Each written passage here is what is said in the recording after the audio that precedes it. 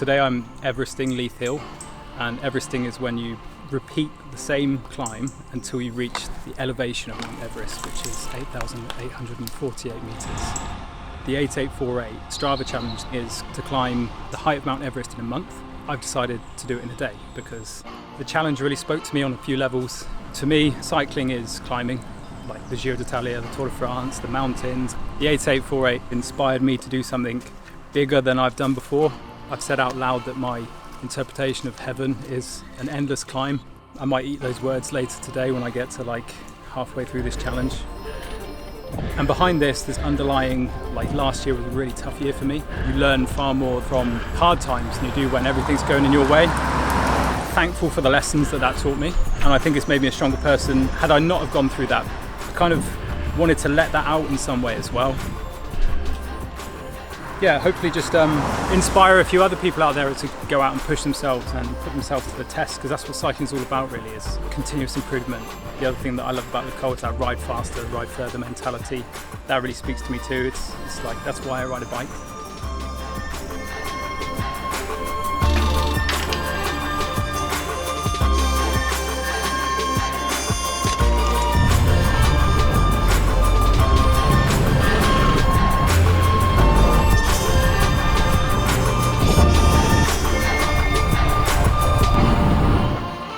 I'm here in leafy Surrey in the most beautiful Airbnb.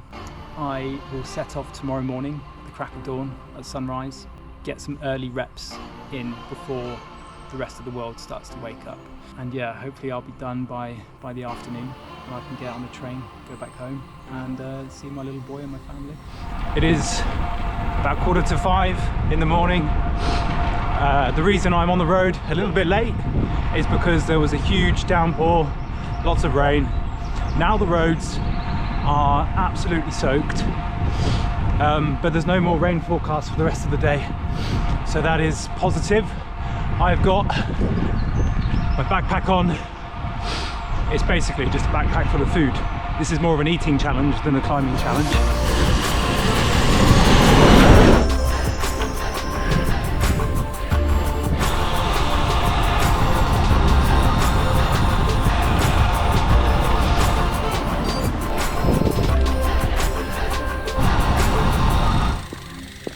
Major fuck up of the day, number one. My front tyre just exploded, went bang, hit the rim straight away. You know, when you're flying at that speed and you're suddenly on the rim, it takes everything just to control the bike. Morning lads. Oh dude. You've caught me at my finest hour. I've only done 3 laps and then my front wheel exploded, the front tyre exploded. I left all my spares at the top of the climb because I'm being a weight weenie and didn't want to carry the extra weight, counting that I wouldn't get a puncture. I mean, I'll be honest, I haven't had a puncture in about 2 years. So maybe my arrogance thought that, you know, the gods, the tyre puncture gods would be smiling upon me. Today, however, they are not. But I don't have any support yet. The guys from the COL, Max, my dad, etc. are all coming later. What are you going to do? Sit there sulking at the side of the road or just keep moving? So I'm doing it through me and just walking up the climb. There's only one person looking after you, and that is you. Be self-sufficient, just keep moving forwards. This is taking far longer than I anticipated to walk up. Checking the tyre for damage. Can't see any obvious cuts or tears. Just got started a bit late, and then this puncture that set me back at least half an hour just walking 2 kilometers up a climb instead of cycling up a climb. So yeah, I'm just gonna whip this tube in now, just get back on the road as soon as possible, keep moving forward, you know. How many tubes do you have? 3 tubes. My dad's bringing more tubes later, so I'm using latex inner tubes with Michelin Power Cup tyres. The Power Cup tyres are just a really good all-rounder. They've got low rolling resistance. They have good puncture protection. It's hard for me to say that out loud when I've just had a puncture, but you know, they do. And they're pretty lightweight too, so they're kind of like a really good all-rounder. That's why I've chosen the Michelin Power Cups. 28mm, so I can run them quite low. For the tubeless aficionados, what would you Yeah, that's a good question. Like, I'm not tubeless. Like, I'm still a big fan of tubes. I'm riding rim brakes. Maybe it's me just being kind of anti-change, but I'm a pretty progressive person at the same time. Like, I don't see you as anti-change, Gareth. I see you as like championing. I'm a truth seeker, yeah. So I've been riding rim brakes for 30 years. They're fine. I don't need disc brakes. Disc brakes are great, don't get me wrong, but I don't need them, if you know what I mean. I think I've seen far too many people have issues with tubeless, whereas I know that a clincher is just a really simple system. Simple is always best. And I care about performance. And sometimes you're just being marketed to, rather than kind of having your problem solved. And sometimes, like, new innovation has some seriously good benefits. Another Max. Hey Max, how you doing? I've interrupted. That's the secret to intervals, is not focusing on the last interval, is focusing on the current interval. Yeah. Can you do it? Yes, you can. Yeah, I'm just gonna keep rolling. Good. Then with the armors, if you need anything, just let us know, or give us a heads up on the lap before, and we can grab stuff. And it's a good idea. I'll pop out soon and grab coffees and stuff. So hero. What's your order? Hero. Black just coffee. Long black. Long black. Yeah. Small Americano type thing. Yeah, perfect. Thank you very much. Right. All right. Rolling.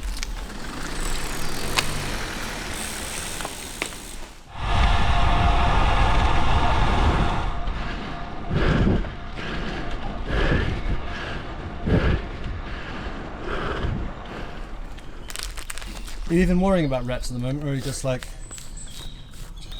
Yeah, I'm trying not to look at elevation too much and just focus on the reps, because the elevation is a big number, whereas the reps is a much smaller number, being 66, you know. So it's just a smaller number to break down in your head. I'm trying to stay in zone 2 as much as possible, but as soon as the road goes up on the 10% section, I can't do anything less than 340 watts. So just acknowledging that, hold my beer, every lap's going to take some time in the red, and just trying to recover on the descent to accommodate for that. It's going to be an easy one for you and Max as well. Yeah. Yeah, the old saying, all maxed out. Yep. Did you get a message from him this morning saying he's had a couple of flats? No, but I'd already put a tyre in the car. Oh, okay. Did you bring a track pump? I bought a track pump. Oh, good man. Okay, perfect. Yeah. And the toolbox. Dad, Max and Max, just to keep it simple for you. Yeah. Don't take on too much. Right, I'm just gonna keep going. We've hit 1,000 meters. So yeah, good. First 1,000 done. Yeah, keep going. nice. Are you trying to catch up though, or are you happy with it? No, I'll just blow up. Yeah. I know what I'm capable of. I know what I'm not capable of. I look like a dog chewing a wasp, you know.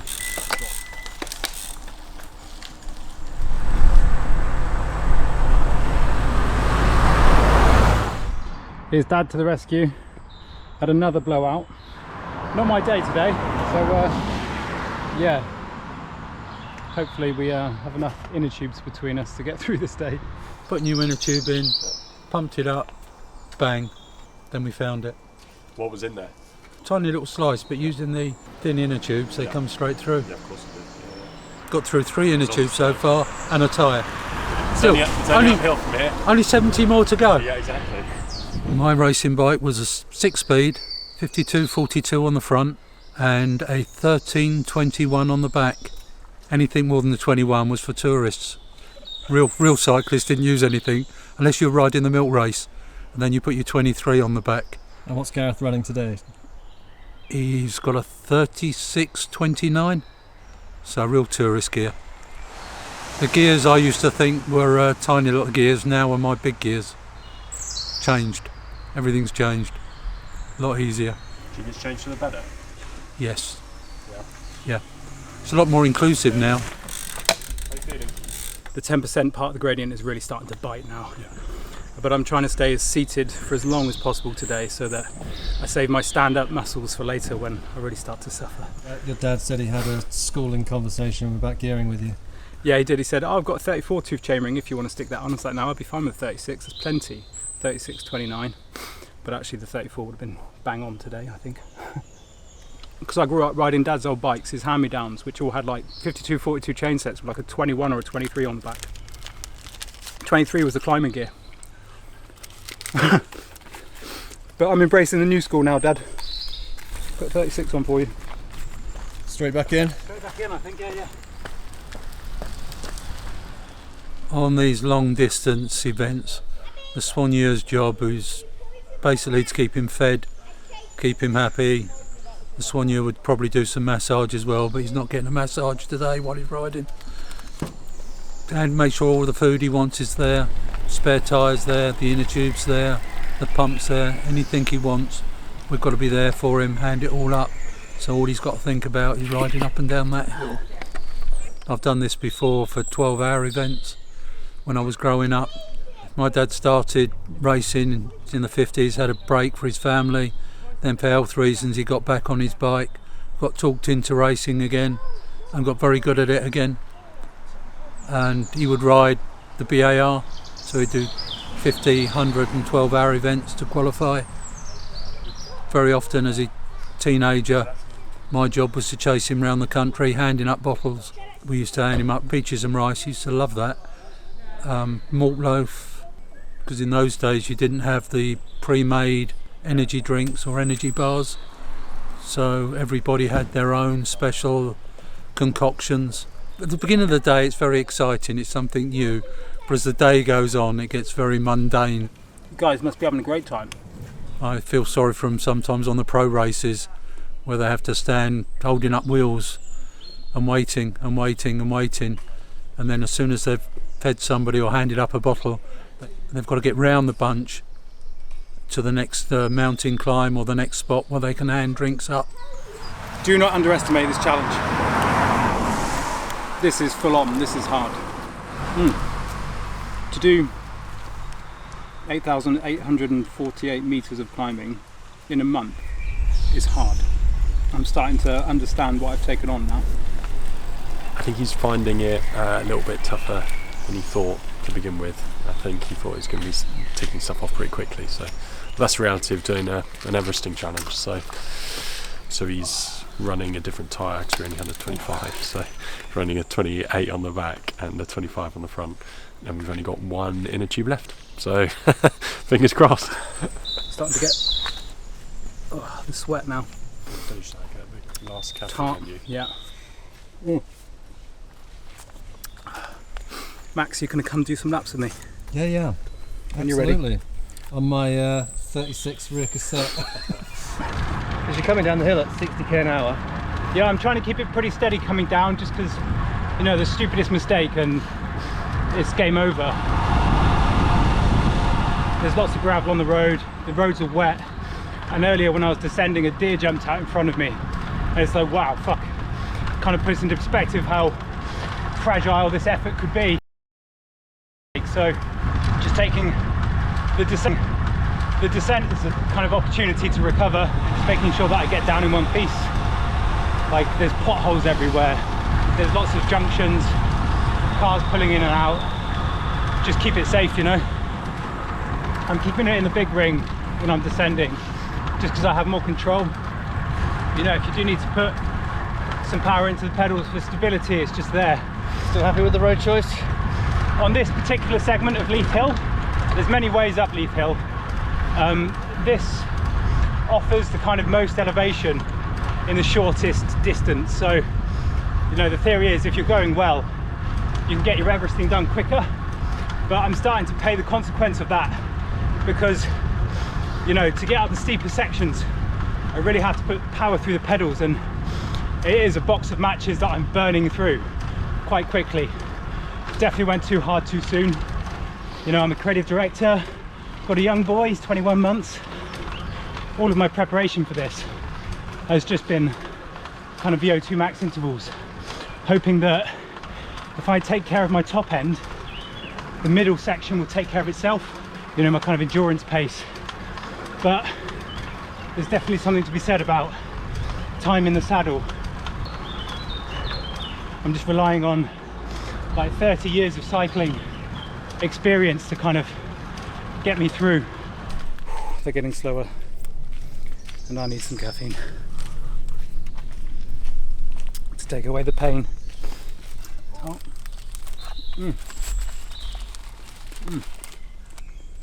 Welsh cakes. Keep rolling. Got a month to do it in. Yeah, I've got a whole month to do it in.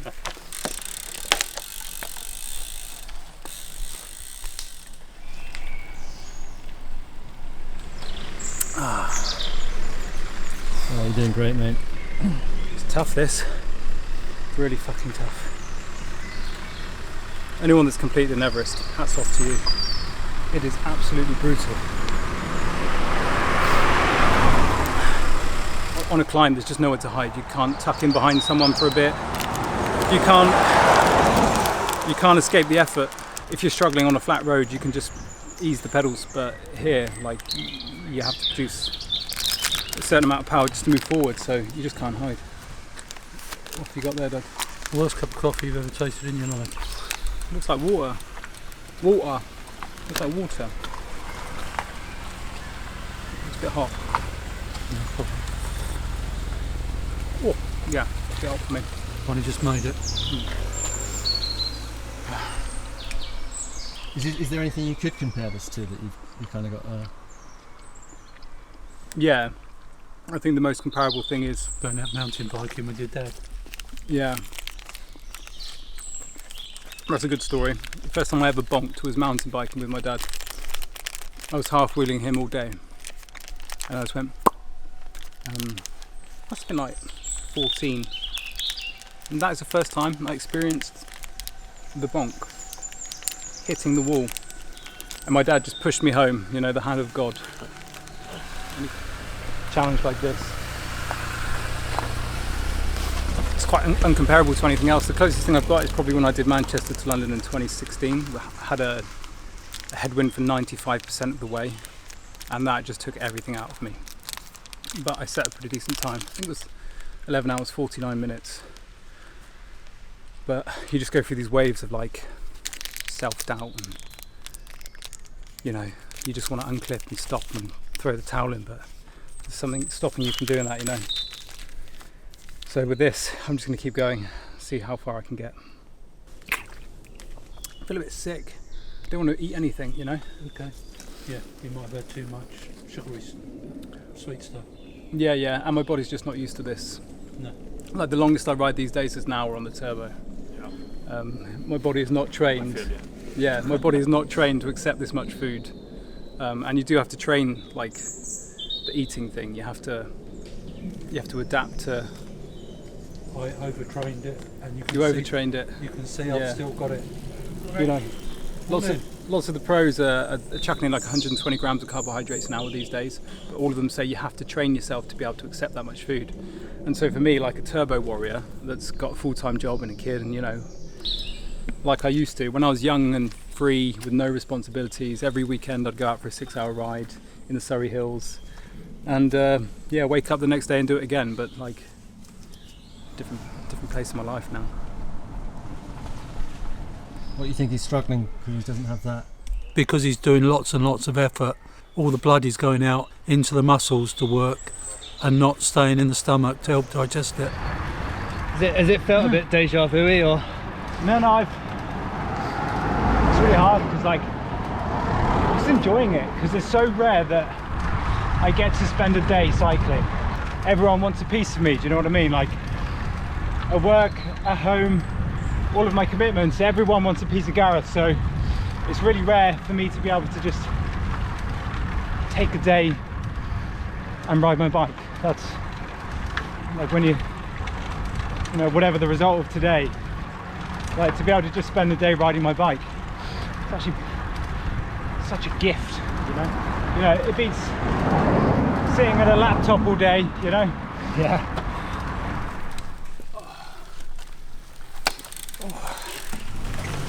That's what you want, one of those dinner plates they got on the back of that. Too fucking right.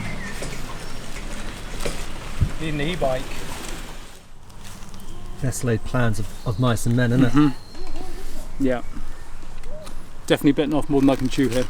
Not more. It's just I'm not sure I can keep eating. really. Whoa. Yeah, that's enough food. I'll try and take on some water. I think I'm pretty dehydrated. Yeah. But also your rate of work has been continuous. Like, you know, you haven't had that much time not. Like, when you've been good, you think you can always achieve that same standard. But this, yeah, there's a slight acknowledgement here that I'm not the spring chicken I was 2 years ago, due to becoming a father, busy life, etc, etc. Yeah, I'm sure many people can relate to that. I think I'm just going to keep going. Don't like the feeling of sitting here. Headset feels quite tight now. Yeah, I've tightened it too much.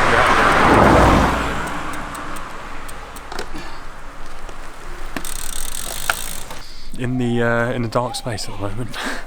Finding it tough now. I think he's just under halfway through, and he's taken probably double the amount of time that he thought he was going to take to get through all of this. So, you know, he's almost half Everested, which is no mean feat anyway. And I think reality is starting to set in that this is pretty tricky. Well, I think one of the hard bits, which I hadn't really noticed about or hadn't considered as part of this challenge, is that there is no flat, so you can't.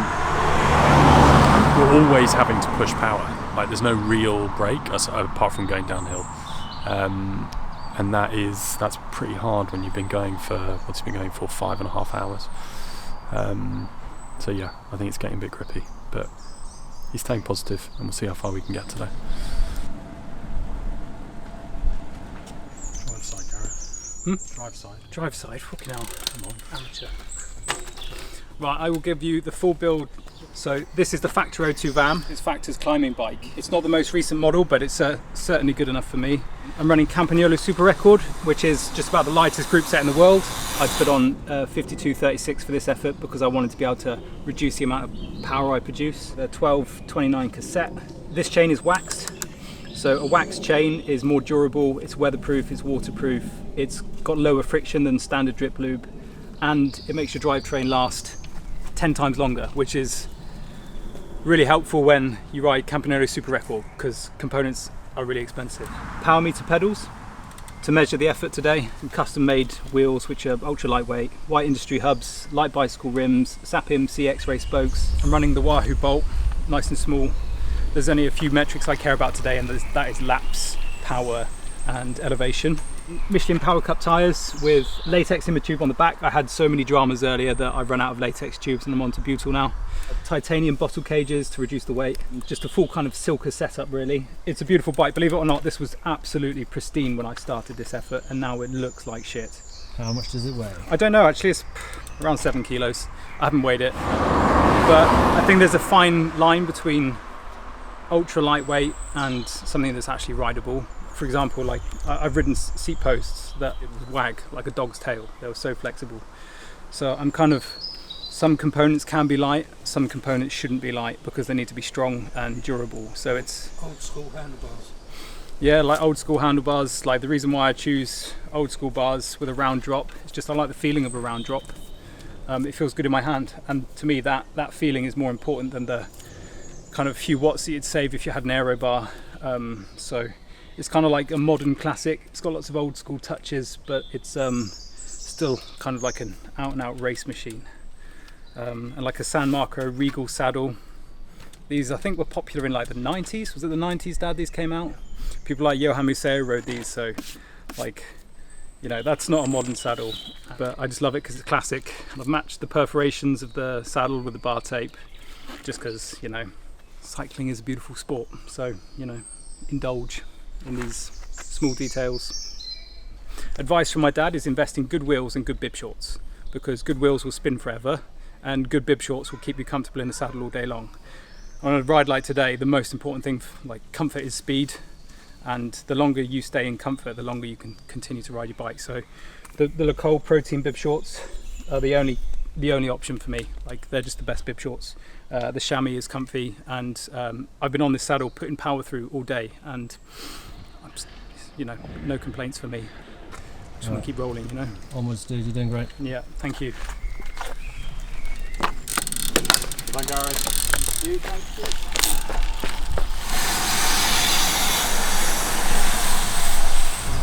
I started the morning pedalling in smooth circles, and now I'm just pedalling in squares. Every pedal stroke is just forced. There's absolutely no panache to what I'm doing right now whatsoever. How different does it feel to doing like a hard hour tempo session on the trainer?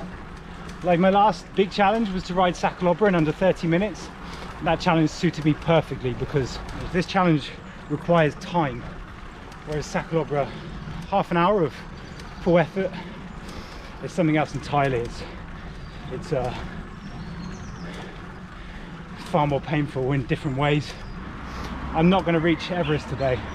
I will complete the Le Col 8848 Strava challenge, but not in one day.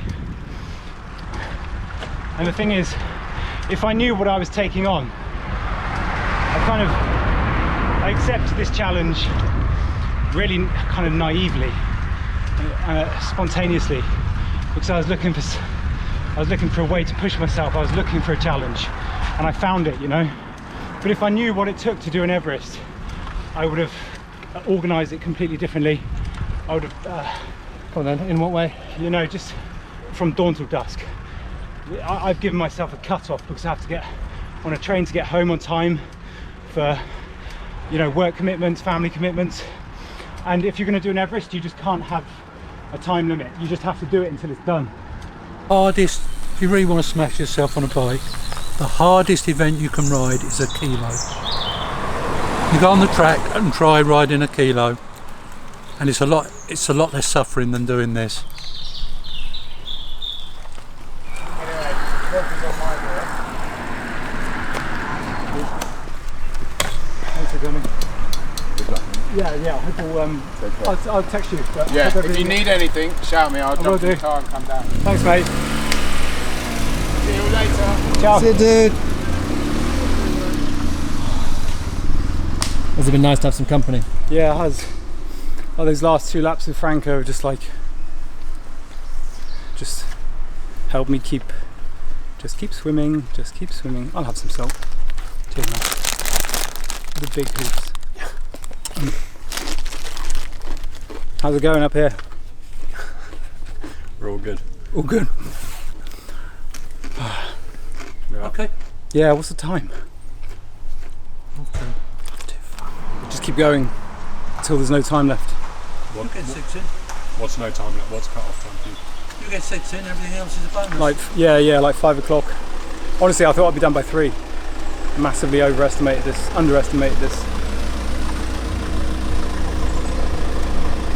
I think now that it's cooled down a bit, you seem like we're... It's weird, you just go through waves. Just waves of like your body just rejecting what you're doing. Are you proud of him? Is it fun? Is it nice? Oh yeah, he's having a go at it. Next time I'll have to take him through how to train properly for it. Get a few more miles in, but he's done the miles in the past and for other events. Yeah, and considering and going. But he's got a young family now. He's working away from home 2 days a week. you're absolutely not. So his time's taken up with lots of other things. So he still enjoys his cycling, but it's an hour in the morning, and this is a lot different to an hour in the morning. And if he wanted to come back tomorrow, would you come back tomorrow? I'll come back tomorrow. I'll get time off work. Yeah. I'll tell him not to do it tomorrow, maybe Friday. No, give it a week to recover. It's a big effort. But you'd be there for him? Yeah. Is that what you pay? Yep. He plans another one nearer the end of the month. He'll have all this in his legs, and it should be easy the next one. He knows what he's heading into next time. This is all into the unknown. He's never ridden anything like this before. He's ridden long events. They did Manchester, London, so he knows what riding a long event is like, but he did a lot more training for that. So his biggest mistake was just going down one gear from what he normally rides. He could have done with going down a couple of gears. Like, to anyone out there that wants to challenge themselves, just go and do it. Just remove the fear of failure. And you know, nothing is more disappointing than not starting in the first place. So if you want to try something, just go and try it. Whatever happens, happens. But to not try something you want to do, that's the real failure. I still think I have the abilities that I had 2 years ago. That's just not true. My life has changed. I have to accept that.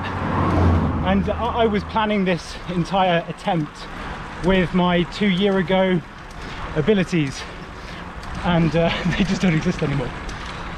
So that's fine. I'm completely at peace with that. There are more things in my life now that bring me more joy, like my son. Do you look forward to the day that he does something dumb like this and you get to support him? Totally. Like, my whole approach to parenting is don't try to stop them from falling, just be there to catch them. I want him to go out and do whatever he wants. I want him to fail. I want him to be courageous. I want him to try stuff. Like 4955. I've just got to get this to 5,000 just to like round it off with a number. I don't think I can live with myself if I get to 4957. Okay, I've got 40 meters of climbing left. What should we do, Max? Just one more rep, innit? A full rep? Yeah, full rep. Oh, I'm gonna be sick. It's all coming out. Oh. Yeah. One more full rep.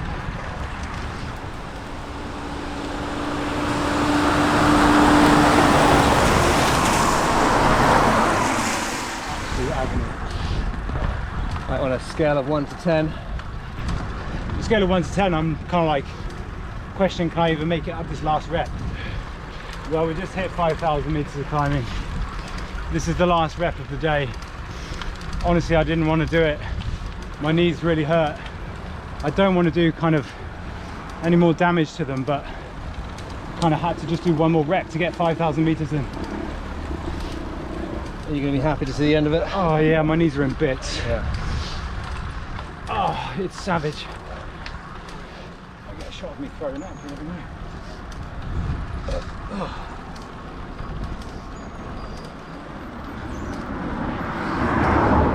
Do you think you'll always have that challenge mindset? I hope so. Like, today I didn't achieve what I wanted to achieve, so I could go back home and tuck my tail between my legs and say, oh, don't put your neck out again, Gareth, just stay within your comfort zone. But that's not how I want to live my life. Throughout my life and my career, I've been heavily involved with cycling. I represent quite a few brands and I work with quite a few brands. I'm just really grateful for their support, because it'd be really easy for them to say, oh, Gareth's a bit past it now, or his priorities have changed. Let's go and find some 25-year-old and work with them. But, you know, Le COL have stuck with me.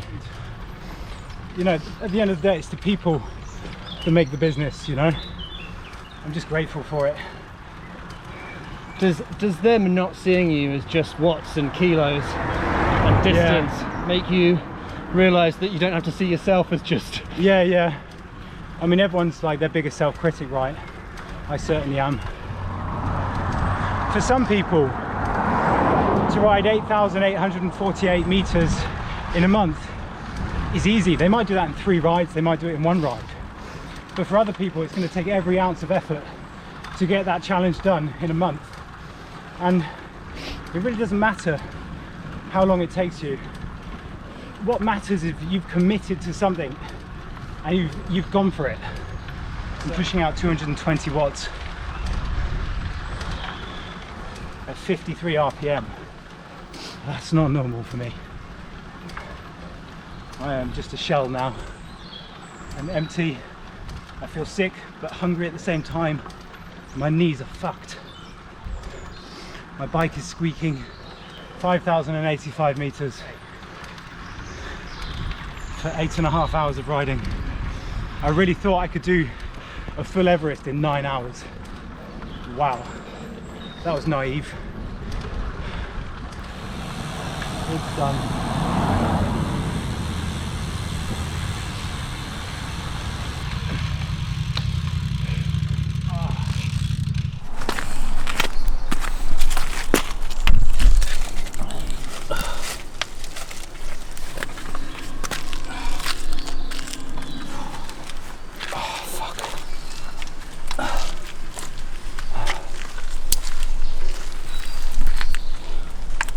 Beats an hour on the turbo.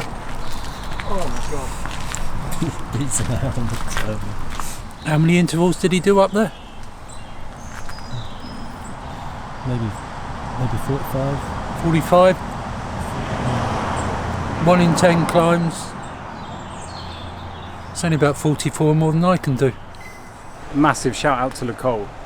I've just ridden for 8.5 hours uphill in these new bib shorts. I've got absolutely no saddle discomfort whatsoever. Like, these are incredible. 8.5 hours of climbing and no issues whatsoever. No chafing, no numbness. Like, that's unique. If only they made knees, hey Gareth. If only they made knees and engines. I wore a pair of old bib shorts from like 2 seasons ago and they felt terrible compared to these. So it shows like the benchmark of bib shorts just gets higher and higher each year. These are the best I've ever ridden. Yeah, I mean today I tried to complete the COL Strava 8848 in a day. I couldn't do it. Like I've run out of time. I've got to get back. I've got to get back home. Got work commitments, family commitments.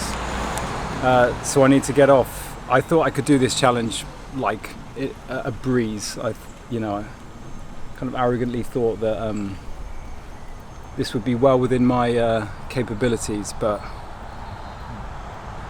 I've got a newfound respect for Everest as a mountain itself and for anyone that's climbed it, because it's relentless. It's really hard. But yeah, today didn't go to plan. I've managed 5,000 meters of climbing.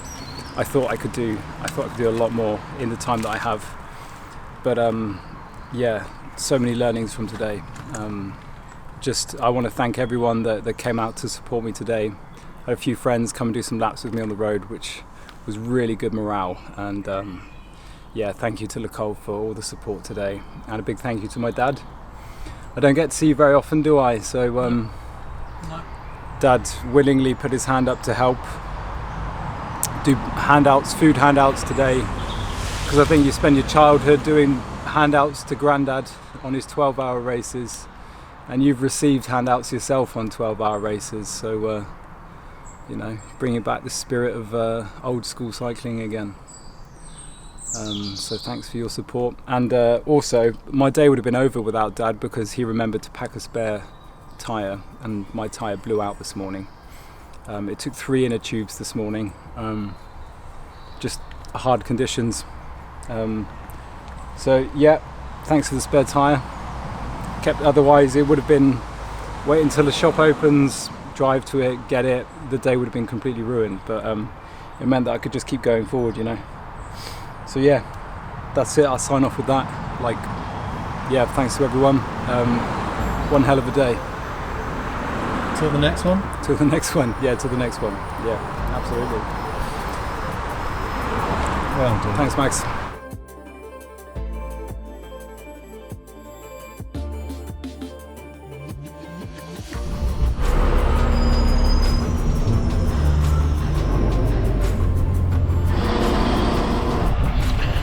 10 o'clock, finally home.